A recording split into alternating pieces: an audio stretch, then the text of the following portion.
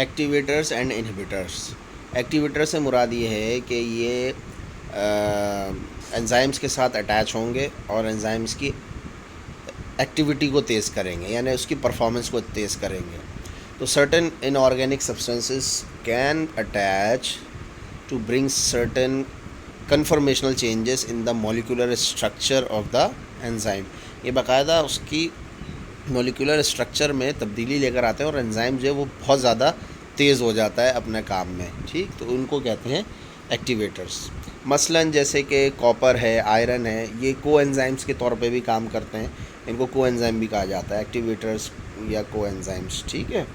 پھر کچھ ایسے سبسٹنسز ہوتے ہیں جو اس کے اپوزٹ کام کرتے ہیں. اگر یہ اس کے ساتھ انزائم کے ساتھ اٹیچ ہو جائیں گے تو اس کو ڈی ایکٹیویٹ کر دیتے ہیں، ان ایکٹیو کر دیتے ہیں. انہیبیٹرز کہتے ہیں ان کو. ٹھیک. انہیبیٹرز کی بھی 2-3 قسمیں ہیں، کمپٹیٹیو انہیبیٹرز، ان کمپٹیٹیو انہیبیٹرز. کمپٹیٹیو سے مراد یہ ہے کہ کمپٹیشن کرے گا. اگر دیکھیں انزائم بیسیکلی سبسٹریٹ اسپیسیفک ہوتا ہے. ٹھیک ہے، یہ پہلے بھی بتا چکے ہیں آپ کو. سبسٹریٹ کا مطلب یہ ہے کہ جس کو چینج کرنا ہے، جس پر کیمیکل ایکٹیویٹی ہونی ہے اور وہ الٹیمیٹلی پروڈکٹ میں تبدیل ہوگا. اگر سبسٹریٹ کی کنسنٹریشن زیادہ ہوگی تو انہیبیٹر انہیبٹ نہیں کر سکتا، اور اگر سبسٹریٹ کی کنسنٹریشن کم ہوگی اور اس وقت انہیبیٹر کوئی موجود ہے تو انہیبیٹر جو ہے نا وہ جا کے کمپیٹ کر دے گا at the active site of the enzyme. تو ایکٹیو سائٹ کے اوپر کمپٹیشن ہو رہا ہوتا ہے، یا تو انہیبیٹر آ کے چپک جائے گا یا سبسٹریٹ آ کے چپکے گا. ہونا یہ چاہیے کہ سبسٹریٹ کی کنسنٹریشن تھوڑی سی زیادہ ہونی چاہیے تاکہ وہ آ کر بیٹھ جائے اور انزائم جو اپنا کام کرے. لیکن اگر اس کی کنسنٹریشن کم ہوئی اور انہیبیٹر کی کنسنٹریشن زیادہ ہوئی تو انہیبیٹر آ کے بیٹھ جائے گا ایکٹیو سائٹ پر اور انزائم کو انیکٹیو کر دے گا. یہ مطلب ہے کمپٹیٹیو انہیبیٹر کی. اچھا، ان کمپٹیٹیو انہیبیٹر میں کیا ہے کہ ایک تو ایکٹیو سائٹ ہے، لیکن اس کے علاوہ بھی اگر کسی اور سائٹ پر آ کر کوئی انہیبیٹر چپکتا ہے انزائم کے تب بھی اس کو انیکٹیو کر دے گا، سلو کر دے گا. ٹھیک ہے، یہ مطلب ہے ان کمپٹیٹیو انہیبیٹر کی. اچھا، پھر ایک ورائٹی ہے انہیبیٹرز کی ارریورسیبل. یہ مطلب یہ ہے کہ اب یہ چپک گیا تو یہ ہٹے گا نہیں. ایکٹیو سائٹ سے مضبوط طریقے سے چپکتا ہے، بانڈز بنا لیتا ہے، کوویلنٹ بانڈ بنا لیتا ہے، اور آپ کو پتہ ہے کوویلنٹ بانڈ بڑا اسٹرانگ ہوتا ہے.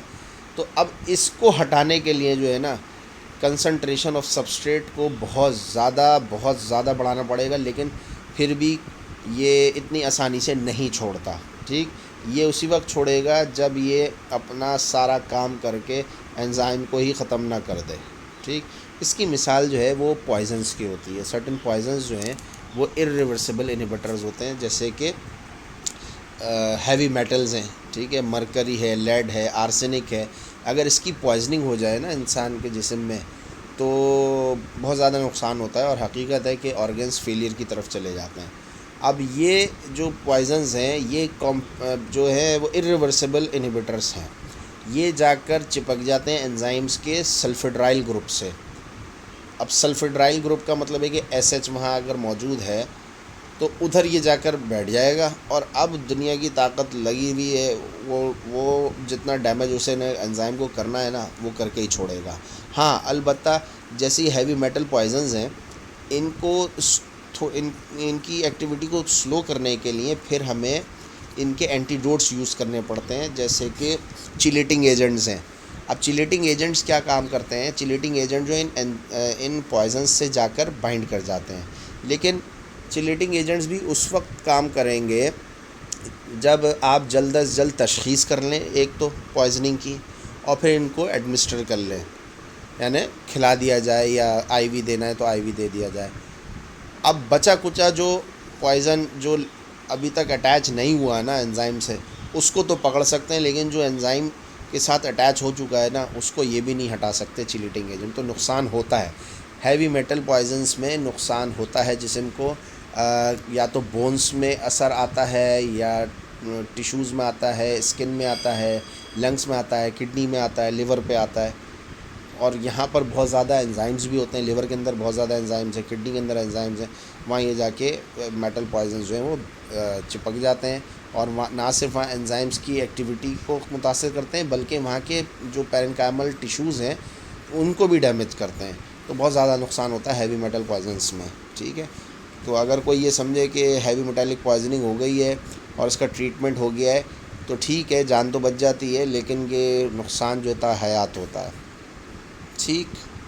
اب یہ تھوڑی سی مثال بھی دی ہوئی ہے کہ ہیوی میٹل پوائزننگ میں جو ہے وہ لاس آف ایکویلیبریم یعنی بیلنس آؤٹ ہو جائے گا، یعنی برین کی طرف اشارہ ہو رہا ہے. ہیئرنگ کا لاس ہونا شروع ہو جائے، یعنی جو آپ کا سارا کان کا معاملہ ہے وہ اس میں اصل میں جو نروائن ڈیفنس کا ذکر کر رہے ہیں.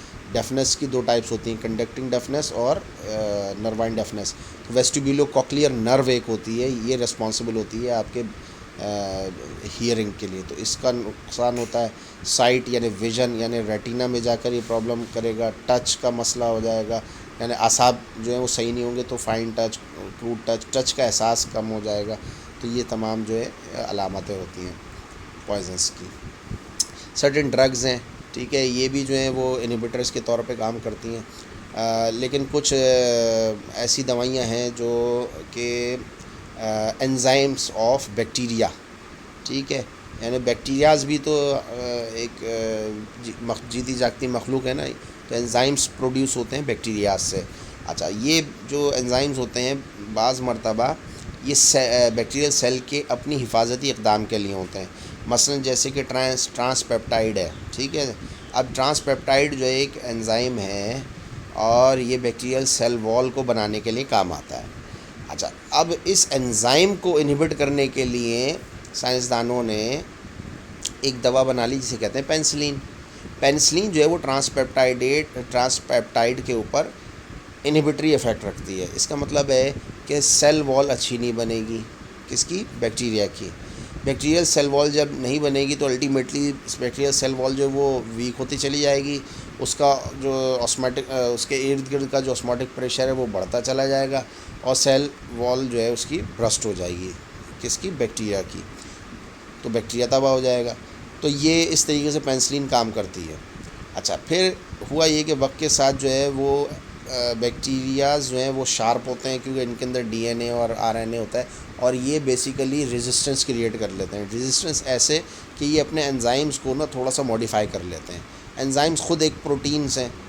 اب یہ پروٹین کی کنفارمیشنل چینجز اپنے اندر لے آتے ہیں اور انزائم جو ہے وہ تھوڑا سا چینج ہو جاتا ہے. اب دوا تو ایک اسٹینڈرڈ مولیکیول تھا، اب وہ اس کے اوپر انہیبیٹری ایفیکٹ نہیں رکھتا.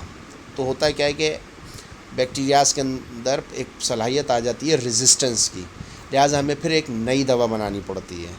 آپ بات سمجھ رہے ہیں؟ تو ہمیں جو اینٹی بائیوٹکس ہیں ان کی فوقتاً ریزسٹنس سامنے آتی چلی جاتی ہے اور پھر ہمیں نئے مولیکیولز بنانے پڑتے ہیں، نئی دوائیاں بنانی پڑتی ہیں. جیسے کہ فرسٹ جنریشن سیفالوسپورین آئی، پھر سیکنڈ جنریشن، پھر تھرڈ جنریشن، پھر فورتھ جنریشن. تو اس طریقے سے جو ہے وہ اینٹی بائیوٹکس کی رینج بڑھتی چلی جاتی ہے. لیکن ایک اس کا نقصان بھی ہے کہ بیکٹیریاز یا وائرسز جو ہیں بڑے شارپ ہوتے ہیں. D N A, R N A ان کے اندر ہوتا ہے. یہ اتنی ریزسٹنس کریٹ کر لیتے ہیں، نئے انزائمز بنا لیتے ہیں، نئی پروٹینز اپنے گرد بنا لیتے ہیں کہ پھر سمپل اینٹی بائیوٹکس اس کے اوپر اثر نہیں کر رہی ہوتی. یہی وجہ ہے کہ اینٹی بائیوٹکس کا مس یوز، اوور یوز جو ہے وہ ریزسٹنس کریٹ کرتا ہے. تو ہر چھوٹی بیماری کے لیے فوراً اینٹی بائیوٹکس یوز نہیں کرنی چاہیے. ٹھیک ہے. تو یہ بھی میں نے آپ کو ایک کلینکل اسپیکٹ اس کا سمجھا دیا. اب یہ ذرا سی ایک تصویر دیکھ لیجئے کہ بھئی ٹھیک ہے جی، یہ سبسٹریٹ آیا، ایکٹیو سائٹ پہ بائنڈ ہوا، ٹھیک ہے. اب انزائم سبسٹریٹ کمپلیکس بنا اور پھر پروڈکٹ بن کر آ گئی. یہ ایک سمپل انزائم ایکٹیویٹی کا ماڈل ہے. اب اس میں یہ دیکھیے کہ ایک طرف سبسٹریٹ آ کے لگ رہا ہے پروڈکٹ بن گیا، لیکن سبسٹریٹ سے ملتا جلتا ہی ایک انہیبیٹر آ گیا. ٹھیک ہے. اب انہیبیٹر نے اس کی ایکٹیو سائٹ کو اکوموڈیٹ کیا اور جا کے چپک گیا. اب یہ سبسٹریٹ جو ہے ادھر ادھر گھوم رہا ہے، اس کو موقع ہی نہیں مل رہا. ٹھیک ہے. تو یہ کہلاتی ہے انہیبیشن. امید ہے کہ اس ماڈل سے بات سمجھ میں آئی ہوگی. پھر ایک تھیوری یہ بھی تھی کہ لاک اینڈ کی ماڈل اور induced fit model. Lock and key model یہی ہے کہ بھائی یہ یہاں اس کی شیپ ہے، اس شیپ سے ملتا جلتا جو ہے وہ سبسٹریٹ ہے، وہ جا کے بائنڈ کر گیا اور یہ فٹ آ گیا. اس کو کہتے ہیں لاک اینڈ کی ماڈل. اچھا، انڈیوس فٹ ماڈل میں کانسیپٹ یہ ہے کہ جو ایکٹیو سائٹ ہوتی ہے نا، یہ سائٹ ایکٹیو سائٹ، یہ بہت زیادہ ریجڈ نہیں ہوتی، یعنی یہ فلیکسیبل ہوتی ہے. اس کا مطلب یہ کہ یہاں پر جو بانڈز ہیں وہ تبدیل ہو سکتے ہیں. تو کمنگ سبسٹریٹ یا کمنگ انہیبیٹر یا کمنگ ڈرگ کے لیے یہاں پر تھوڑی سی موڈیفیکیشن ہو سکتی ہے قدرتی طور پر، اور انزائم جو ہے اپنے ایکٹیو سائٹ پر ایک فلیکسیبل ایریا رکھتا ہے. یہ ایک تھیوری تھی انڈیوس فٹ ماڈل کی. تو اس سے کیا ہے کہ آنے والا جو سبسٹریٹ ہے وہ ایزیلی بائنڈ ہو جاتا ہے. بیسیکلی یہ تھیوریز اس وجہ سے دی گئیں کہ آپ کو یہ سمجھایا جائے کہ سبسٹریٹ جو ہے وہ انزائم سے بائنڈ ہوتا ہے، یا تو لاک اینڈ کی ماڈل کی وجہ سے، یعنی لاک ہے اور کی ہے. جیسے چابی ہوتی ہے لاک میں جاتی ہے اور لاک کو کھول دیتی ہے، تو اسپیسیفک چابی ہوتی ہے اسپیسیفک تالے کے لیے، ہر چابی ہر تالے میں فٹ نہیں آتی. ایک تھیوری یہ ہے. دوسری تھیوری یہ ہے کہ ادھر فلیکسیبلٹی ہوتی ہے کہ یہ تھوڑا سا موڈیفائی ہو جاتا ہے، اور تھوڑا سا اگر شیپنگ سبسٹریٹ کی ڈیفرنٹ ہے تو یہ بھی اپنے آپ کو موڈیفائی کر لیتا ہے اور ویلکم کرتا ہے سبسٹریٹ کو. تو یہ دو تھیوریز ہیں، اس کو کہتے ہیں انڈیوس فٹ ماڈل. ٹھیک جناب، کو انزائمس کے بارے میں نیکسٹ سلائیڈ میں ڈسکس کرتا ہوں.